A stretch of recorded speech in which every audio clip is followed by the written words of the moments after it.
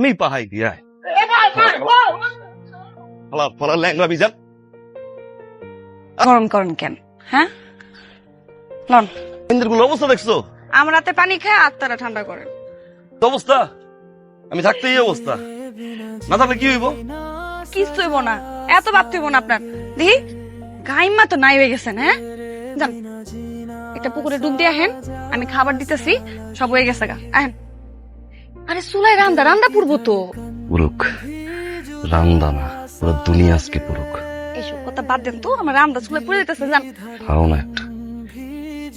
যান যান, গোসলটা করে আহেন। পুরা কি হইলো? কি হলো? শরীরটা মনে হয় চুম্বুক হয়ে গেল, লোহার দিয়ে খেলে টানে টানে। যাও আবার যাই টানে।